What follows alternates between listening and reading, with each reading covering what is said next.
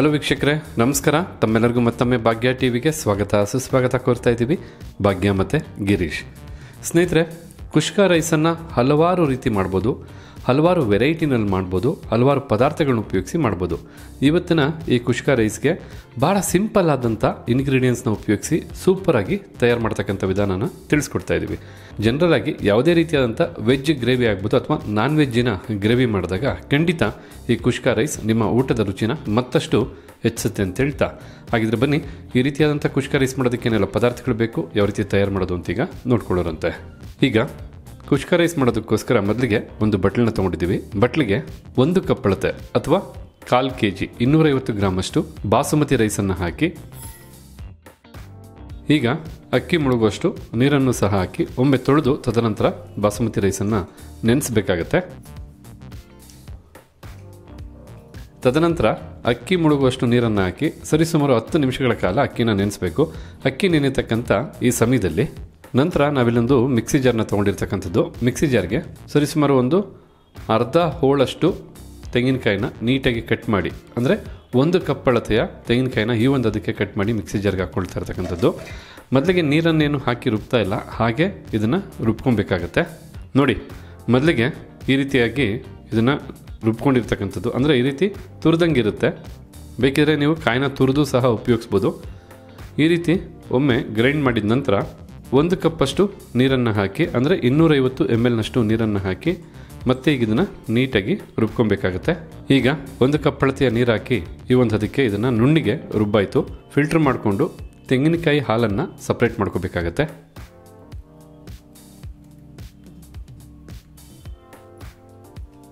ಈ ರೀತಿ ಎಷ್ಟಾಗುತ್ತೋ ಅಷ್ಟು ಹಾಕಿ ಪ್ರೆಸ್ ಮಾಡ್ಕೋಬೇಕು ಮೇಲೆ ಒಂದು ಸ್ಪೂನ್ನ ಸಹಾಯದಿಂದ. ಈ ರೀತಿ ರುಬ್ದಂಥ ತೆಂಗಿನಕಾಯಿಂದ ಹಾಲನ್ನು ಬೇರ್ಪಡಿಸ್ಕೊಂಡ್ರೆ ಸಾಕಾಗುತ್ತೆ.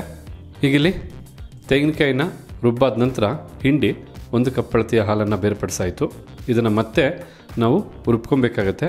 ಮತ್ತೆ ಅರ್ಧ ಕಪ್ಪಷ್ಟು ತೆಂಗಿನಕಾಯಿ ಹಾಲು ಸಿಗುತ್ತಾಗ ಈಗ ಅರ್ಧ ಕಪ್ ಅಳತೆಯ ನೀರನ್ನು ಹಾಕ್ಕೊಳ್ಳೋಣ. ಮತ್ತೆ ಅರ್ಧ ಕಪ್ಪಷ್ಟು ನೀರನ್ನು ಹಾಕಿ ಸಾಧ್ಯವಾದಷ್ಟು ನುಣ್ಣಿಗೆ ರುಬ್ಬಿ ಹಾಲನ್ನು ಬೇರ್ಪಡಿಸ್ಕೋಬೇಕು.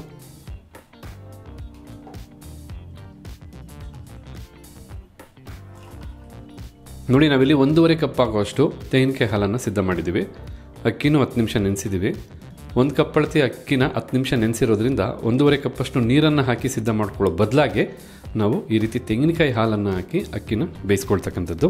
ಈಗ ಈ ಒಂದು ಕುಷ್ಕ ರೈಸ್ಗೆ ಬೇಕಾದಂಥ ಮಸಾಲ ಪೇಸ್ಟನ್ನು ಸಿದ್ಧ ಮಾಡೋದಕ್ಕೋಸ್ಕರ ಒಂದು ಮಿಕ್ಸಿ ಜಾರ್ನ ತೊಗೊಂಡಿರ್ತಕ್ಕಂಥದ್ದು. ಮಿಕ್ಸಿ ಜಾರ್ಗೆ 1 ಲವಂಗ, 1 ಏಲಕ್ಕಿಕಾಯಿ, 1 ಇಂಚಿನ ಚಕ್ಕೆನ ಹಾಕಿ, ಹಾಗೆ 5 ಹಸಿಮೆಣಸಿನಕಾಯಿನ ಹಾಕಿ, ಜೊತೆಗೆ 1 ಗಡ್ಡೆಯಷ್ಟು ನೀಟಾಗಿ ಸಿಪ್ಪೆ ತೆಗೆದಂಥ ಬೆಳ್ಳುಳ್ಳಿನೂ ಸಹ ಹಾಕಿ, ಹಾಗೆ ಅರ್ಧ ಇಂಚಷ್ಟು ಹಸಿ ಶುಂಠಿ, ಈ ಎಲ್ಲ ಪದಾರ್ಥಗಳ ಜೊತೆ ಸ್ವಲ್ಪ ಪುದೀನ ಸೊಪ್ಪನ್ನು ಸಹ ಹಾಕಿ ಈಗ ರುಬ್ಬೋದಕ್ಕೆ ಎಷ್ಟು ಬೇಕೋ ಅಷ್ಟು, ಅಂದರೆ ಒಂದು 2 ಟೇಬಲ್ ಸ್ಪೂನಷ್ಟು ನೀರನ್ನು ಹಾಕಿ ನುಣ್ಣಿಗೆ ರುಬ್ಕೊಂಡು ಮಸಾಲ ಪೇಸ್ಟನ್ನು ಸಿದ್ಧ ಮಾಡ್ಕೋಬೇಕಾಗತ್ತೆ.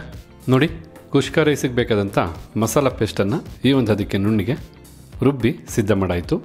ಈ ರೀತಿಯಾಗಿ ಮಸಾಲ ಪೇಸ್ಟನ್ನು ಸಿದ್ಧ ಮಾಡಿದ ನಂತರ ಕುಷ್ಕ ರೈಸಿಗೆ ಬೇಕಾದಂಥ ಒಗ್ಗರಣೆಯನ್ನು ಸಿದ್ಧ ಮಾಡೋದಕ್ಕೋಸ್ಕರ ಒಂದು ಕುಕ್ಕರ್ನ ಬಿಸಿ ಮಾಡ್ಕೊಳ್ತಾ ಇರ್ತಕ್ಕಂಥದ್ದು.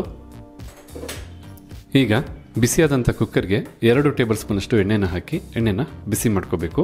ನಾವಿಲ್ಲಿ ನಮ್ಮ ಅಡುಗೆಗಳಲ್ಲಿ ಸನ್ಪ್ಯೂರ್ ಅವರ ಫಿಸಿಕಲಿ ರಿಫೈನ್ಡ್ ಸನ್ಫ್ಲವರ್ ಆಯಿಲನ್ನು ಬಳಸ್ತಾ ಇರ್ತಕ್ಕಂಥದ್ದು. ಏಕೆಂದರೆ ಈ ಎಣ್ಣೆಯಲ್ಲಿ ರಿಚ್ ಆಗಿರ್ತಕ್ಕಂಥ ವೈಟಮಿನ್ಸ್ A, D, E ಹೇರಳವಾಗಿದೆ. ಹಾಗೆ ಈ ಎಣ್ಣೆಯಲ್ಲಿ ಯಾವುದೇ ರೀತಿಯಾದಂಥ ಕೆಮಿಕಲ್ಸ್ ಇಲ್ಲ, ಹೆಚ್ಚು ಕೊಲೆಸ್ಟ್ರಾಲ್ ಅಂಶ ಸಹ ಇರೋದಿಲ್ಲ. 100% ಪ್ಯೂರಿಟಿ ಆದಂಥ ಎಣ್ಣೆ. ಎಲ್ಲದಕ್ಕಿಂತ ಹೆಚ್ಚಾಗಿ ಭಾರತದ ಏಕಮಾತ್ರ ಪೇಟೆಂಟೆಡ್ ಟೆಕ್ನಾಲಜಿನ ಹೊಡಗೊಂಡು ತಯಾರು ಮಾಡ್ತಕ್ಕಂಥ ಎಣ್ಣೆ ಆಗಿರೋದ್ರಿಂದ ನಮ್ಮ ಅಡುಗೆಗಳಲ್ಲಿ ಸನ್ಪ್ಯೂರ್ ಅವರ ಫಿಸಿಕಲಿ ರಿಫೈನ್ಡ್ ಸನ್ಫ್ಲವರ್ ಆಯಿಲನ್ನು ಬಳಸ್ತಾ ಇರ್ತಕ್ಕಂಥದ್ದು. ಹೀಗಿಲ್ಲಿ 2 ಟೇಬಲ್ ಸ್ಪೂನಷ್ಟು ಎಣ್ಣೆ ಬಿಸಿಯಾಗಿದೆ. ನಂತರ 1 ಟೇಬಲ್ ಸ್ಪೂನಷ್ಟು ತುಪ್ಪನ ಹಾಕಿ, ಹೀಗಿಲ್ಲಿ ತುಪ್ಪನೂ ಕರಗಿ ಎಣ್ಣೆ ಜೊತೆ ಬೆರೆತಾಯಿತು, 2 ಬಿಸಿ ಆಯಿತು. ಈ ಸಮಯದಲ್ಲಿ ಮಸಾಲ ಪದಾರ್ಥಗಳಾದಂಥ ಚಕ್ಕೆ, ಪಲಾವ್ ಎಲೆ, ಕಲ್ಲುವ್ವ, ಏಲಕ್ಕಿಕಾಯಿ, ಸ್ಟಾರ್ ಮಸಾಲ ಹಾಗೆ ಲವಂಗನೂ ಸಹ ಹಾಕಿ 10 ರಿಂದ 15 ಗೋಡಂಬಿಗಳನ್ನು ಸಹ ಹಾಕಿ 1 ನಿಮಿಷಗಳ ಕಾಲ ಲೋ ಫ್ಲೇಮ್ನಲ್ಲೇ ಇದನ್ನೆಲ್ಲ ಫ್ರೈ ಮಾಡ್ಕೋಬೇಕು. ಈಗ ಇಲ್ಲಿ 1 ನಿಮಿಷಗಳ ಕಾಲ ಈ ಪದಾರ್ಥನೆಲ್ಲ ಫ್ರೈ ಮಾಡಿದ ನಂತರ ಈ ರೀತಿ ಕಟ್ ಮಾಡಿದಂಥ ಒಂದು ಈರುಳ್ಳಿನ ಹಾಕಿ ಈರುಳ್ಳಿನ 2 ನಿಮಿಷಗಳ ಕಾಲ ಮೀಡಿಯಮ್ ಫ್ಲೇಮ್ನಲ್ಲೇ ಫ್ರೈ ಮಾಡ್ಕೋಬೇಕಾಗತ್ತೆ. ಈಗಿಲ್ಲಿ ಈರುಳ್ಳಿನ 2 ನಿಮಿಷಗಳ ಕಾಲ ಬಹಳ ಚೆನ್ನಾಗಿ ಫ್ರೈ ಮಾಡಾಯಿತು. ಈ ರೀತಿ ಈರುಳ್ಳಿನ ಫ್ರೈ ಮಾಡಿದ ನಂತರ ಒಂದು ಟೊಮೊಟೊ ಹಣ್ಣನ್ನು ಹಾಕಿ ಸರಿಸುಮಾರು ಟೊಮೊಟೊ ಹಣ್ಣನ್ನು 2ರಿಂದ 3 ನಿಮಿಷ ಫ್ರೈ ಮಾಡ್ಕೋಬೇಕಾಗತ್ತೆ. ನೀವು ಬರೀ ತೆಂಗಿನಕಾಯಿ ಹಾಲನ್ನು ಸಿದ್ಧ ಮಾಡಿಕೊಂಡ್ರೂ ಸಾಕು, ಮಿಕ್ಕಿದೆಲ್ಲ ಬಹಳ ಸುಲಭವಾಗಿ ಬಹಳ ಬೇಗ ರೆಡಿ ಆಗುತ್ತೆ. ಖಂಡಿತ ಬಹಳ ಎಕ್ಸಲೆಂಟ್ ಆದಂಥ ರೆಸಿಪಿ ಇದು. ತುಂಬ ಸುಲಭವಾಗಿರುತ್ತೆ, ಅಷ್ಟೇ ನೋಡೋದಕ್ಕೆ ಚೆನ್ನಾಗಿರುತ್ತೆ, ತಿನ್ನೋದಕ್ಕೂ ಬಹಳ ಅಂದರೆ ಬಹಳ ರುಚಿಯಾಗಿರ್ತಕ್ಕಂಥ ಕುಷ್ಕ ರೈಸ್ ಇದು. ನೋಡಿ 2 ನಿಮಿಷಗಳ ಕಾಲ ಟೊಮೊಟೊ ಹಣ್ಣನ್ನು ನೀಟಾಗಿ ಫ್ರೈ ಮಾಡಾಯಿತು. ತುಂಬ ಅತಿ ಹೆಚ್ಚು ಫ್ರೈ ಆಗಬೇಕಂತೇನಿಲ್ಲ, ಯಾಕೆಂದರೆ ನಾವು ಕುಕ್ಕರಲ್ಲಿ ಇನ್ನೂ ಕೂಗಿಸ್ಕೊಂಡು ಬೇಯಿಸ್ಕೋಬೇಕಾಗತ್ತೆ. ಈ ರೀತಿ ಟೊಮೊಟೊ ಹಣ್ಣನ್ನು ಫ್ರೈ ಮಾಡಿದ ನಂತರ ಆಗಲೇ ಮಿಕ್ಸಿ ಜಾರಲ್ಲಿರ್ಬೋದಂಥ ಮಸಾಲ ಪೇಸ್ಟನ್ನು ಹಾಕಿ ಒಂದು 2 ನಿಮಿಷ ಫ್ರೈ ಮಾಡ್ಕೋಬೇಕು. ಮಸಾಲ ಪೇಸ್ಟಲ್ಲಿರ್ತಕ್ಕಂಥ ಹಸಿ ವಾಸನೆ ಹೋಗಬೇಕು.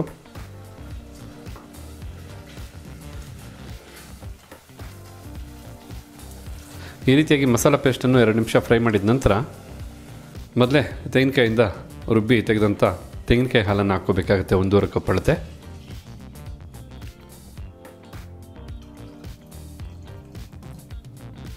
ತೆಂಗಿನಕಾಯಿ ಹಾಲನ್ನು ಹಾಕಿದ ನಂತರ ಮೊದಲೇ ನೀಟಾಗಿ ತೊಳೆದು 10 ನಿಮಿಷ ನೀರಲ್ಲಿ ನೆನೆಸಿದಂಥ ಬಾಸುಮತಿ ಅಕ್ಕಿನ ಹಾಕ್ಕೊಳ್ತಾ ಇರ್ತಕ್ಕಂಥದ್ದು.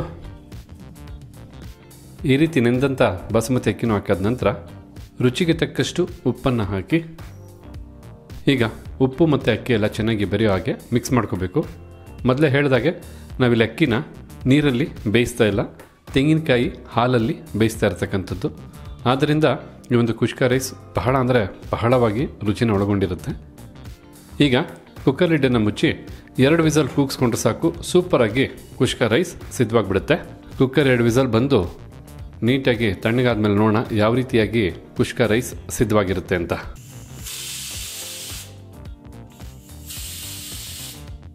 ಹೀಗಿಲ್ಲಿ ಕುಕ್ಕರ್ 2 ವಿಸಲ್ ಬಂದಾಯಿತು. ಫ್ಲೇಮನ್ನು ಆಫ್ ಮಾಡ್ಕೊಳ್ಳೋಣ. ಕುಕ್ಕರು ಕಂಪ್ಲೀಟಾಗಿ ತಣ್ಣಗಾಗಲಿ. ಈಗಿಲ್ಲಿ ಸ್ವಲ್ಪ ಹೊತ್ತಿನ ನಂತರ ಕಂಪ್ಲೀಟಾಗಿ ಕುಕ್ಕರು ತಣ್ಣಗಾಗಿರ್ತಕ್ಕಂಥದ್ದು. ಹಾಗೆ ತಾವಿಲ್ಲಿ ನೋಡ್ತಾ ಇರ್ಬೋದು, ಕುಷ್ಕ ರೈಸ್ ಸೂಪರಾಗಿ ಬಿಸಿ ಬಿಸಿಯಾಗಿ ಸಿದ್ಧವಾಗಿದೆ. ಮಸಾಲೆ ಎಲ್ಲ ಸ್ವಲ್ಪ ಮೇಲೆ ತೇಲ್ ಬಂದಿರೋದ್ರಿಂದ ಒಮ್ಮೆ ಮಿಕ್ಸ್ ಮಾಡ್ಕೋಬೇಕಾಗತ್ತೆ. ನೋಡಿದ್ರ ಎಷ್ಟು ಬಿಡಿಬಿಡಿಯಾಗಿ ಎಷ್ಟು ಸೊಗಸಾಗಿ ಕುಷ್ಕ ರೈಸ್ ಸಿದ್ಧವಾಗಿದೆ ಅಂತ. ಖಂಡಿತ ನೀರು ಹಾಕಿ ಮಾಡಿದ್ರೇ ಅಷ್ಟು ರುಚಿ ಕೊಡುತ್ತೆ ಕುಷ್ಕ ರೈಸ್. ಅಂಥದ್ರಲ್ಲಿ ತೆಂಗಿನಕಾಯಿ ಹಾಲು ಹಾಕಿ ಮಾಡಿರೋದ್ರಿಂದ ಬಹಳ ಅಂದರೆ ಬಹಳ ರುಚಿ ಕೊಡುತ್ತೆ. ಅರೋಮ ಅಂತೂ ಘಮ ಘಮ ಘಮ ಅಂತ ಬರ್ತಾ ಇದೆ ನೋಡಿ. ಆಹಾ, ಹೊಟ್ಟೆ ಹಸಿವು ಹೆಚ್ಚಾಗುತ್ತೆ ವೀಕ್ಷಕರೇ. ಈ ಮಾತಂತೂ ಸತ್ಯ. ನೀವು ಈ ಒಂದು ರೆಸಿಪಿ ಮಾಡಿದಾಗ ನಿಮಗೂ ಅನುಭವ ಬರುತ್ತೆ. ಈ ರೀತಿ ಚೆನ್ನಾಗಿ ಮಿಕ್ಸ್ ಮಾಡಿದ ನಂತರ ತಾವಿಲ್ಲಿ ನೋಡ್ತಾ ಇರ್ಬೋದು, ಬಹಳ ಸೊಗಸಾದಂಥ, ನೋಡೋದಕ್ಕೆ ಚೆನ್ನಾಗಿರ್ತಕ್ಕಂಥ, ಬಿಸಿ ಬಿಸಿಯಾದಂಥ ಒಳ್ಳೆ ಅರೋಮ ಬರ್ತಾ ಇರ್ತಕ್ಕಂಥ, ಹಾಗೆ ಯಾವ ರೀತಿ ಬಹಳ ರುಚಿಕರವಾಗಿ ಸಿಂಪಲ್ಲಾಗಿ ಕುಷ್ಕ ರೈಸನ್ನು ಮಾಡೋದು ಅಂತ ನೋಡ್ಕೊಂಡ್ರಲ್ಲ. ಖಂಡಿತ ವಿಡಿಯೋ ನಿಮಗೆ ಇಷ್ಟ ಆಗಿದೆ ಅಂತ ತಿಳ್ಕೊಂಡಿದ್ದೀನಿ. ಇಷ್ಟ ಆಗಿರೋ ವಿಡಿಯೋಗೊಂದು ಲೈಕ್ ಮಾಡಿ ಸ್ನೇಹಿತರೆ. ಇವತ್ತಿನ ವಿಡಿಯೋದಲ್ಲಿ ಬಾಳೆಕಾಯಿನ ಉಪಯೋಗಿಸಿ ಯಾವ ರೀತಿಯಾಗಿ ಪೆಪ್ಪರ್ ಫ್ರೈಯನ್ನು ಮಾಡೋದು ಅಂತ ತಿಳಿಸ್ಕೊಡ್ತಾ ಇದ್ದೀವಿ. ಹೌದು, ಬಾಳೆಕಾಯಿ ಪೆಪ್ಪರ್ ಫ್ರೈ ಅಂತಕ್ಕಂಥದ್ದು ನಿಮಗೆ ಸ್ಟಾರ್ಟರ್ಸ್ ಆಗಿ ಉಪಯೋಗಿಸ್ಬೋದು. ಹಾಗೆ ಅನ್ನ ಮತ್ತು ತಿಳಿಸಾರಿನ ಜೊತೆಗೆ ಸೂಪರ್ ಆದಂಥ ಕಾಂಬಿನೇಷನ್ ಇದು. ಹಾಗಿರೋ ಬನ್ನಿ, ಬಾಳೆಕಾಯಿ ಪೆಪ್ಪರ್ ಫ್ರೈ ಮಾಡೋದಕ್ಕೇನೆಲ್ಲ ಪದಾರ್ಥಗಳು ಬೇಕು, ಹಾಗೆ ತಯಾರು ಮಾಡ್ತಕ್ಕಂಥ ವಿಧಾನ ಹೇಗೆ ಅಂತ ಈಗ ನೋಡ್ಕೊಳ್ಳೋರಂತೆ. ಬಾಳೆಕಾಯಿ ಪೆಪ್ಪರ್ ಫ್ರೈ ಮಾಡೋದಕ್ಕೋಸ್ಕರ ಮೊದಲಿಗೆ 2 ಬಾಳೆಕಾಯಿಗಳನ್ನ ತೊಗೊಂಡಿದ್ದೀವಿ. ಮೊದಲಿಗೆ ಬಾಳೆಕಾಯಿಯ 2 ತುದಿನ ಕಟ್ ಮಾಡಬೇಕಾಗತ್ತೆ. ಕಟ್ ಮಾಡಿದ ನಂತರ ಬಾಳೆಕಾಯಿ ಮೇಲಿರ್ತಕ್ಕಂಥ ಮಂದವಾದ ಸಿಪ್ಪೆನ ತೆಗಿಬೇಕು. ಈ ರೀತಿ ಸೌತೆಕಾಯಿನ ನಾವು ಸಿಪ್ಪೆ ಹೇಗೆ ತೆಗಿತೀವೋ ಆ ರೀತಿಯಾಗಿ ಬಾಳೆಕಾಯಿ ಮೇಲಿರ್ತಕ್ಕಂಥ ಸಿಪ್ಪೆನ ತೆಗಿಬೇಕಾಗತ್ತೆ. ಈಗ ಇಲ್ಲಿ ನೋಡ್ತಾ ಇದ್ದೀರಾ, ಬಾಳೆಕಾಯಿ ಮೇಲೆ ಸಿಪ್ಪೆನ ಬಹಳ ನೀಟಾಗಿ ತೆಗೆದಾಯಿತು. ಈಗ ಬಾಳೆಕಾಯಿನ ಮಧ್ಯಕ್ಕೆ ಕಟ್ ಮಾಡಿ ನಂತರ ಈ ರೀತಿಯಾಗಿ ಚಿಕ್ಕ ಚಿಕ್ಕ ಪೀಸಾಗಿ ಮಾಡ್ಕೋಬೇಕಾಗತ್ತೆ. ಈಗ ಇಲ್ಲಿ ತಾವು ನೋಡ್ತಾ ಇರ್ಬೋದು, ಈ ಒಂದು ಅದಕ್ಕೆ ಚಿಕ್ಕ ಚಿಕ್ಕ ಪೀಸಾಗಿ ಬಾಳೆಕಾಯಿನ ಕಟ್ ಮಾಡ್ಕೊಂಡಿರ್ತಕ್ಕಂಥದ್ದು. ಮತ್ತು ತಾವಿಲ್ಲಿ ನೋಡ್ತಾ ಇರ್ಬೋದು, ಒಂದು ಬಟ್ಲಲ್ಲಿ ನೀರು ತೊಗೊಂಡಿದ್ದೀವಿ. ಬಾಳೆಕಾಯಿನ ಕಟ್ ಮಾಡಿದ ನಂತರ ಆ ಪೀಸ್ಗಳನ್ನ ನೀರಲ್ಲಿ ಹಾಕಿ ಇಡಬೇಕಾಗತ್ತೆ, ಇಲ್ಲಾಂದರೆ ಬಾಳೆಕಾಯಿ ಕಪ್ಪಾಗಿಬಿಡುತ್ತೆ. ಈಗ ಇಲ್ಲಿ ನೋಡ್ತಾ ಇರ್ಬೋದು, 2 ಬಾಳೆಕಾಯಿನ ನೀಟಾಗಿ ಸಿಪ್ಪೆ ತೆಗೆದು ತದನಂತರ ಈ ಒಂದು ಅದಕ್ಕೆ ಕಟ್ ಮಾಡಿ ನೀರಲ್ಲಿ ಹಾಕಿ ಇಟ್ಟಿರ್ತಕ್ಕಂಥದ್ದು. ಈ ರೀತಿಯಾಗಿ ಬಾಳೆಕಾಯಿನ ಕಟ್ ಮಾಡಿ ಸಿದ್ಧ ಮಾಡಿದ ನಂತರ ಈಗ ಇಲ್ಲೊಂದು ಮಿಕ್ಸಿ ಜಾರ್ನ ತೊಗೊಂಡಿದ್ವಿ. ಮಿಕ್ಸಿ ಜಾರ್ಗೆ 1 ಟೇಬಲ್ ಸ್ಪೂನಷ್ಟು ಜೀರಿಗೆ ಕಾಳನ್ನು ಹಾಕಿ, ಹಾಗೆ 1 ಟೀ ಸ್ಪೂನಷ್ಟು ಕಾಳು ಮೆಣಸು, ಜೊತೆಗೆ 1 ಟೀ ಸ್ಪೂನಷ್ಟು ಸೋಂಪು ಕಾಳನ್ನು ಸಹ ಹಾಕಿ ಈಗ ಇದನ್ನೆಲ್ಲ ನುಣ್ಣಿಗೆ ಪುಡಿ ಮಾಡ್ಕೋಬೇಕಾಗತ್ತೆ. ಈಗ ಇಲ್ಲಿ ನೋಡ್ತಾ ಇರ್ಬೋದು ಮಿಕ್ಸಿ ಜಾರ್ಗೆ ಸೇರಿಸಿದಂಥ ಪದಾರ್ಥನ ಈ ಒಂದಕ್ಕೆ ನುಣ್ಣಿಗೆ ಪುಡಿ ಮಾಡಿರ್ತಕ್ಕಂಥದ್ದು. ನಂತರ 1 ಟೀ ಸ್ಪೂನಷ್ಟು ಅಚ್ಚ ಖಾರದ ಪುಡಿ, ಹಾಗೆ 1 ಟೀ ಸ್ಪೂನಷ್ಟು ಧನಿಯಾ ಪುಡಿ ಮತ್ತು ಸ್ವಲ್ಪ ಅರಿಶಿಣದ ಪುಡಿನೂ ಸಹ ಹಾಕಿ, ಜೊತೆಗೆ ರುಚಿಗೆ ತಕ್ಕಷ್ಟು ಉಪ್ಪನ್ನು ಸಹ ಹಾಕಿ ಈ ಪುಡಿಗಳು ಚೆನ್ನಾಗಿ ಬೆರಿಬೇಕು. ಆ ರೀತಿಯಾಗಿ ಒಂದು ಸುತ್ತು ಮಿಕ್ಸಿ ಮಾಡಿಕೊಂಡ್ರೆ ಸಾಕಾಗುತ್ತೆ. ಈಗ ಇಲ್ಲಿ ನೋಡ್ತಾ ಇರ್ಬೋದು ಮತ್ತೊಮ್ಮೆ ಒಂದು ರೌಂಡ್ ಮಿಕ್ಸಿ ಮಾಡಿದ ನಂತರ ಎಲ್ಲ ಪುಡಿಗಳು ಚೆನ್ನಾಗಿ ಬೆರ್ತಿದೆ. ಈಗ ಈ ಮಿಕ್ಸಿ ಜಾರ್ಲಿರ್ತಕ್ಕಂಥ ಪುಡಿನ ಮತ್ತೊಂದು ಬಟ್ಲಿಗೆ ಹಾಕೋಬೇಕಾಗತ್ತೆ.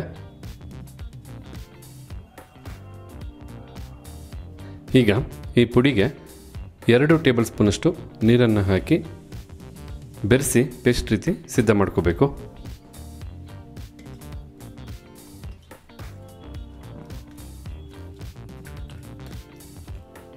ಈ ರೀತಿ ಪೇಸ್ಟನ್ನು ಸಿದ್ಧ ಮಾಡಿದ ನಂತರ ಈಗ ಬಾಳೆಕಾಯಿನ ಪೇಸ್ಟ್ ಇರ್ತಕ್ಕಂಥ ಬಟ್ಲಿಗೆ ಹಾಕ್ಕೋಬೇಕು. ನೀರನ್ನು ಸೋರಿಸಿ ತದನಂತರ ಬಟ್ಲಿಗೆ ಹಾಕಬೇಕಾಗತ್ತೆ. ಈ ರೀತಿಯಾಗಿ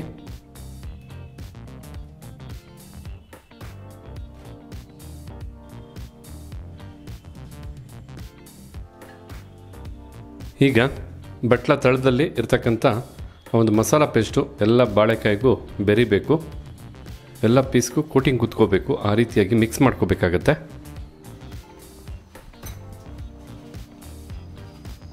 ನೋಡ್ತಾ ಇದ್ರಲ್ಲ ಚೆನ್ನಾಗಿ ಕೋಟಿಂಗ್ ಆಗ್ತಾ ಇದೆ.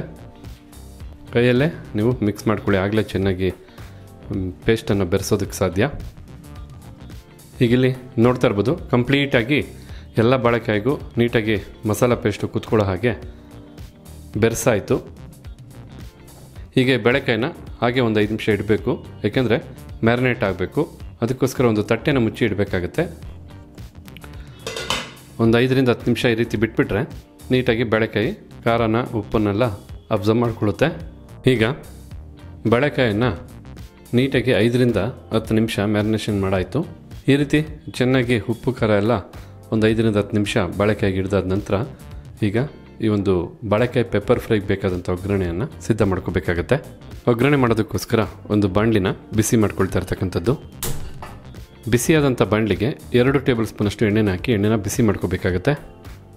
ಹೀಗಿಲ್ಲಿ ಎಣ್ಣೆ ಬಿಸಿಯಾಗಿದೆ. ಬಿಸಿಯಾದಂಥ ಎಣ್ಣೆಗೆ ಸ್ವಲ್ಪ ಸಾಸಿವೆನ ಹಾಕಿ ಈ ರೀತಿಯಾಗಿ ಸಾಸಿವೆನ ಸಿಡಿದಾದ ನಂತರ ಚಿಟಿಕೆಯಷ್ಟು ಇಂಗು, ಹಾಗೆ 1 ಗೆಡ್ಡೆ ಸಿಪ್ಪೆ ತೆಗೆದು ನೀಟಾಗಿ ಜಜ್ಜಿದಂಥ ಬೆಳ್ಳುಳ್ಳಿ ಮತ್ತು ಸ್ವಲ್ಪ ಕರಿಬೇವಿನ ಸೊಪ್ಪನ್ನು ಹಾಕಿ ಈಗ ಈ ಪದಾರ್ಥನೆಲ್ಲ ಒಂದು 30 ಸೆಕೆಂಡು ಫ್ರೈ ಮಾಡ್ಕೋಬೇಕಾಗತ್ತೆ ಎಣ್ಣೆಯಲ್ಲಿ.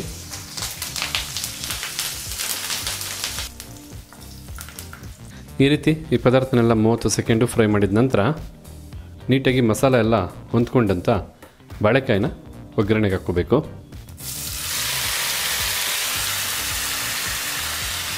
ಈಗ ಚೆನ್ನಾಗಿ ಒಗ್ಗರಣೆ ಜೊತೆ ಬೆರೆಯೋ ಹಾಗೆ ಮಿಕ್ಸ್ ಮಾಡ್ಕೊಳ್ಳಿ.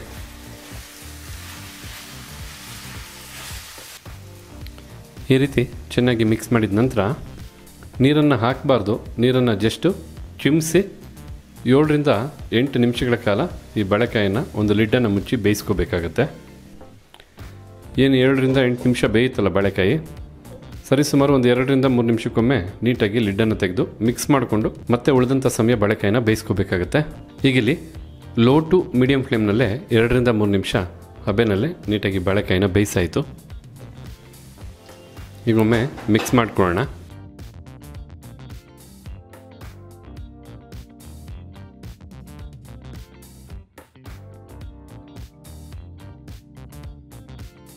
ಈ ಬಾಳೆಕಾಯಲ್ಲಿ ನಾರಿನಂಶ ಹೆಚ್ಚಿರೋದ್ರಿಂದ ಜೀರ್ಣಕ್ರಿಯೆಗೆ ಬಹಳ ಉಪಯುಕ್ತವಾದಂಥ ರೆಸಿಪಿ ಇದು. ಬಾಳೆಕಾಯಿ ಬರೀ ಬಾಯಿಗೆ ರುಚಿ ಅಷ್ಟೇ ಅಲ್ಲ, ಖಂಡಿತ ದೇಹದ ಆರೋಗ್ಯಕ್ಕೂ ಬಹಳ ಉತ್ತಮ ಅಂತ ಹೇಳ್ಬೋದು. ಈಗ ಒಟ್ಟಾರೆಯಾಗಿ ಲೋ ಟು ಮೀಡಿಯಂ ಫ್ಲೇಮ್ನಲ್ಲೇ ಸರಿಸುಮಾರು 8 ನಿಮಿಷಗಳ ಕಾಲ ನೀಟಾಗಿ ಬಾಳೆಕಾಯಿನ ಬೇಯಿಸಾಯಿತು. ಅದು ಹಬೆನಲ್ಲೇ ಬೇಯಿಸಿರ್ತಕ್ಕಂಥದ್ದು. ಈ ಸಮಯದಲ್ಲಿ 1 ಟೀ ಸ್ಪೂನಷ್ಟು ಪೆಪ್ಪರ್ ಪೌಡರ್ ಅಂದರೆ ಕರಿಕಾಳು ಮೆಣಸಿನ ಪುಡಿನ ಹಾಕಿ, ಹಾಗೆ ಸ್ವಲ್ಪ ಕರಿಬೇವಿನ ಸೊಪ್ಪನ್ನು ಹಾಕಿ ಈಗ 1 ನಿಮಿಷಗಳ ಕಾಲ ಎಲ್ಲನೂ ಚೆನ್ನಾಗಿ ಬೆರೆಸಿ ಮಿಕ್ಸ್ ಮಾಡ್ಕೋಬೇಕಾಗತ್ತೆ.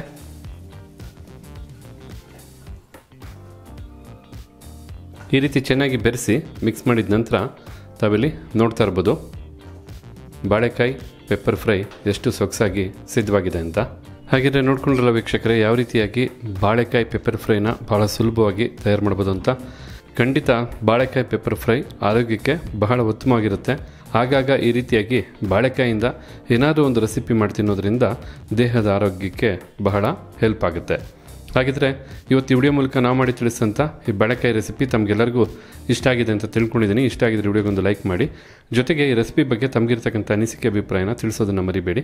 ಎಲ್ಲದಕ್ಕಿಂತ ಹೆಚ್ಚಾಗಿ ಈ ವಿಡಿಯೋನ ಮತ್ತೊಬ್ಬರಿಗೂ ಹೆಲ್ಪ್ ಆಗೋ ಹಾಗೆ ಶೇರ್ ಮಾಡಿ ಅಂತ ಹೇಳ್ತಾ ತಮಗೆಲ್ಲರಿಗೂ ಧನ್ಯವಾದನ ತಿಳಿಸ್ತಾ ಇದ್ದೀವಿ. ಭಾಗ್ಯ ಮತ್ತು ಗಿರೀಶ್. ಮತ್ತೊಂದು ಹೊಸ ವಿಡಿಯೋದಲ್ಲಿ ಹೊಸ ರೆಸಿಪಿ ಜೊತೆ ತಮ್ಮನ್ನು ಭೇಟಿ ಮಾಡ್ತೀವಿ. ಅಲ್ಲಿವರೆಗೂ ನಮಸ್ಕಾರ ವೀಕ್ಷಕರೇ.